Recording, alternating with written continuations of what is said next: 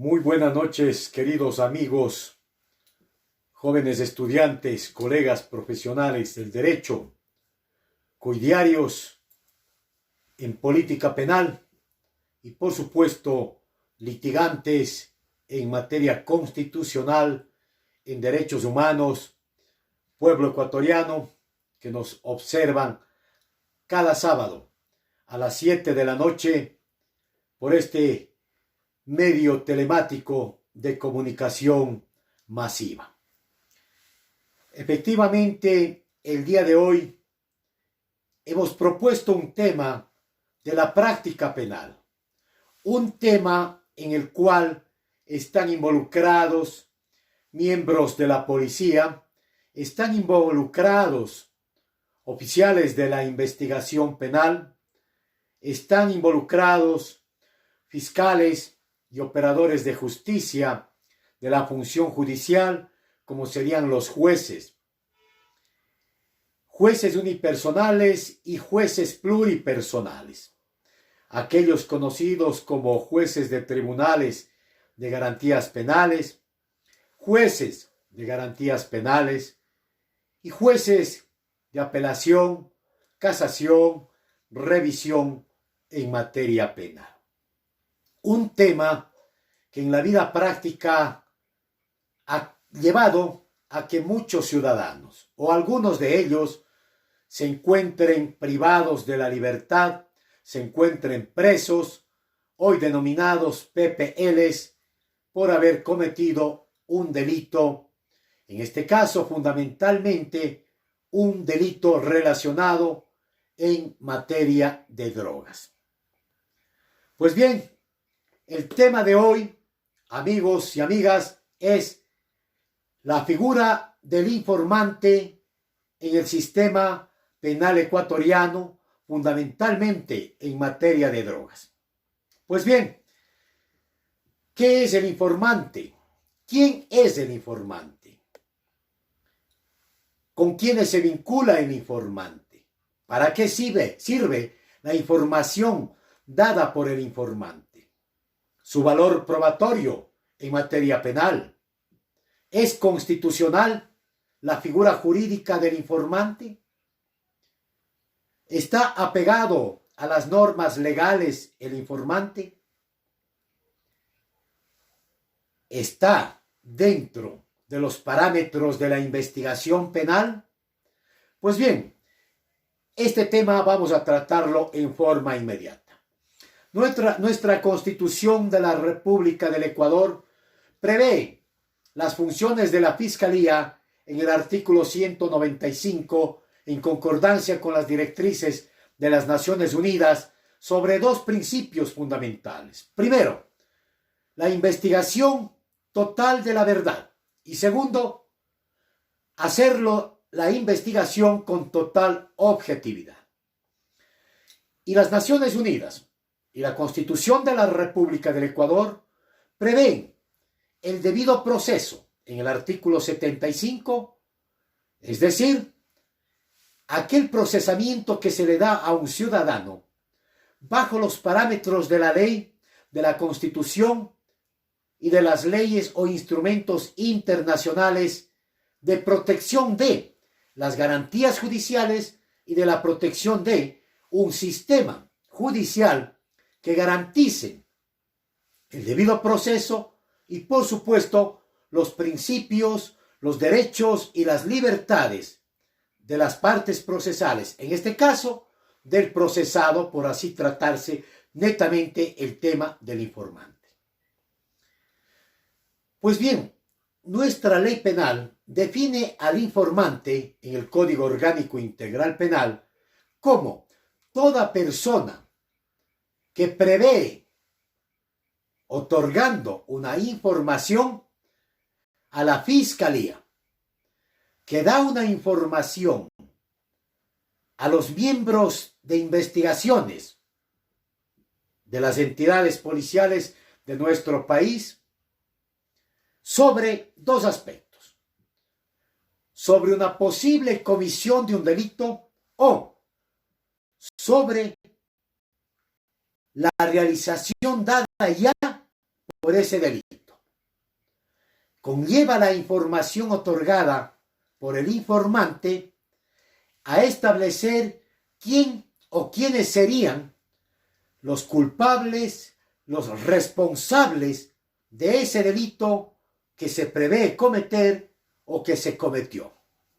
Pues bien, eso define el Código Orgánico Integral Penal, pero en forma inmediata el Código Orgánico hace referencia que la información otorgada, dada por un informante, no tendrá valor legal alguno.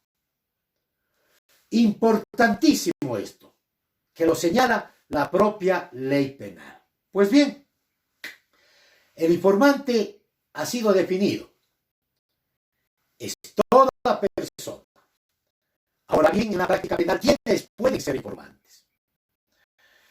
Un informante puede ser una persona que forma parte de una red delictiva. Puede ser informante una persona que conoce, sin que necesariamente sea parte de una red o banda delictiva. Puede ser informante alguna de estas personas que se encuentran en libertad, por supuesto. Pero puede ser también informante algún ciudadano que se encuentre privado de su libertad en alguna de las cárceles del país. Y desde ahí puede otorgar información sobre delitos cometidos, quiénes fueron los responsables de algún delito que se haya realizado en territorio nacional o fuera de él, inclusive. Puede ser un connacional, un ecuatoriano, o puede ser un extranjero. También puede ser un informante alguien que resida en el país, en el lugar donde se otorga la información, o bien puede ser y estar fuera de nuestro país. Este informante o esta informante, si es que es mujer, puede solicitar a quien hace conocer o bien al miembro de la Policía Nacional, en este caso generalmente a los miembros de la Policía Antinarcóticos, a los miembros de inteligencia policial, de la Policía Judicial o bien directamente, en muy poquísimos casos, a la propia Fiscalía. Puede solicitar, digo, el informante que se le mantenga o que se le inscriba más bien en el sistema de protección de víctimas y testigos, que no conozco hasta la presente fecha que se haya dado más que unos 2 casos en la práctica penal. Puede pedir también que se mantenga, obviamente, en la generalidad de casos, se mantiene la reserva del informante. Es decir, no se da a conocer quién es el informante o la informante. Por eso es que la terminología de los miembros de la policía, investigación o policía nacional, policía judicial, expresan o Interpol, se refieren al informante como la fuente humana que hizo conocer diferentes datos. La forma en que actúa un informante puede ser personalmente, es decir, en contacto directo con el miembro de la Policía Nacional o con la Fiscalía. Como digo, es muy raro que lo hagan directamente con Fiscalía. Puede ser un informante vía telefónica. Puede ser un informante que haga conocer a través de las redes sociales, a través de un correo electrónico. Puede ser que lo haga mensajes de WhatsApp, por ejemplo. Puede ser que un informante también lo haga vía telefónica a través de los denominados 1-800 delito o 1-800 drogas.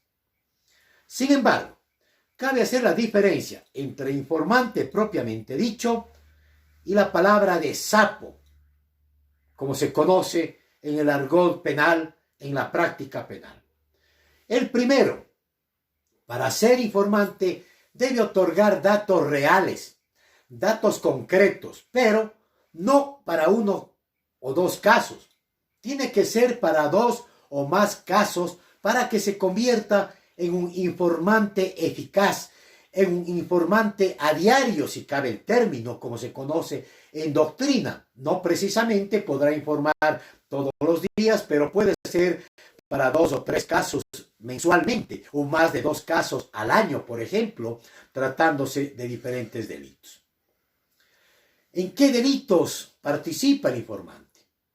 Principalmente en la práctica penal lo hace en los delitos relacionados en materia de drogas, bien sea en tráfico de drogas, en tenencia de drogas, en transporte, es en donde más se da la figura del informante, transporte de drogas, en lavado de dinero, en enriquecimiento ilícito,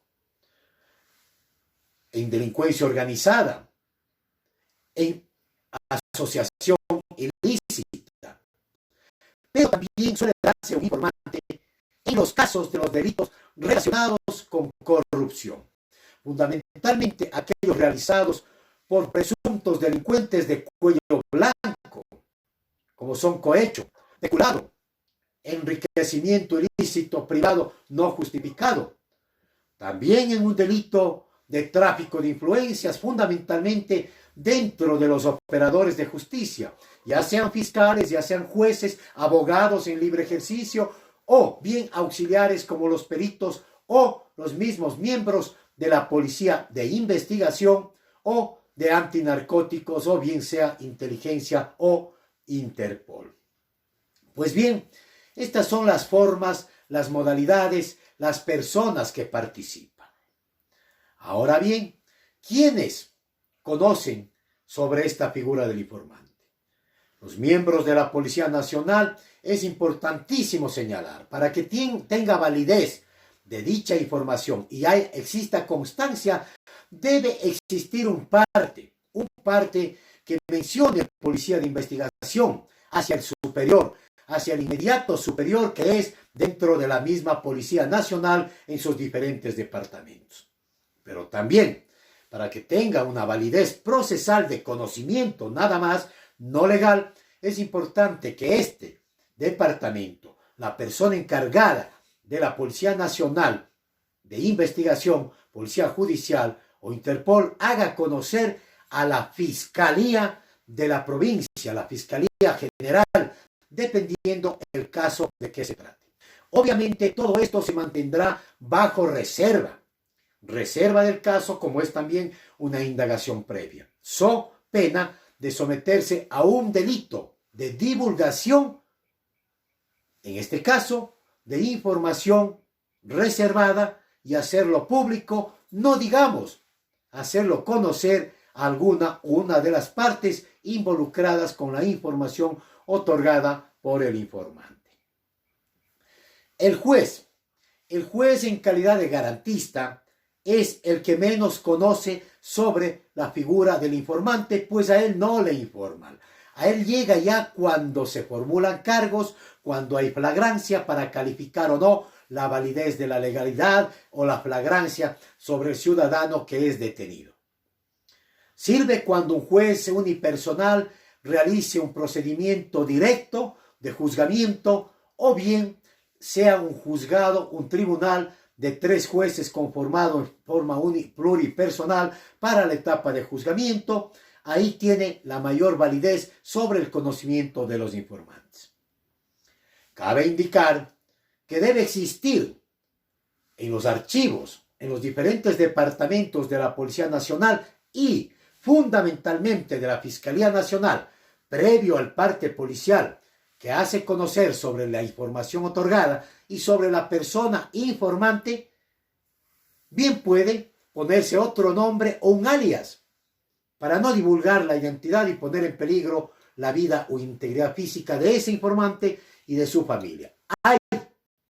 Debe existir un registro en esas 2 instituciones.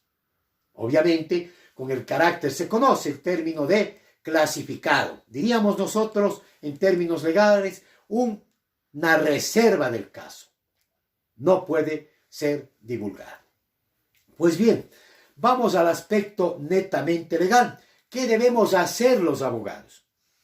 ¿Existe valoración probatoria o no existe valoración probatoria?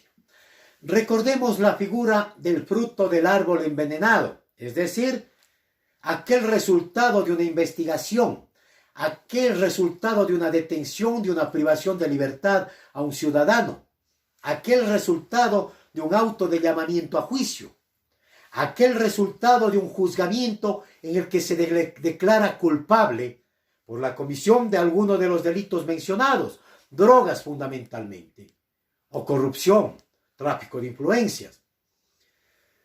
¿Qué afecta la información del informante?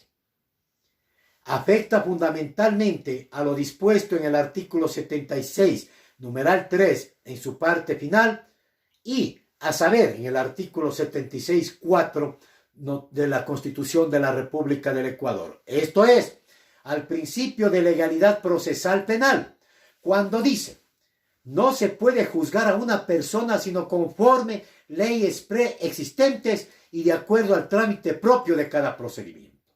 Si es que se le detiene a una persona en base de esa información, si es que se le procesa en base de la información del informante, si es que es declarado culpable en base de la información del informante, carece de sustento legal, porque la misma disposición del Código Orgánico Integral Penal lo dice. La información del informante, de aquella persona que otorga una información, carece de sustento legal. La Constitución de la República del Ecuador, en dicha disposición legal, dice: la prueba actuada en contra de la ley, en contra de la Constitución y en contra de los instrumentos o leyes internacionales carecen de sustento legal. Por lo tanto, los abogados debemos hacer valer lo dispuesto en el artículo 457 del Código Orgánico Integral Penal, que habla sobre la valoración de la prueba. Primero dice la ilegalidad de la prueba. En relación a la misma disposición del Código Orgánico Integral Penal, carece de sustento legal la información otorgada por el informante.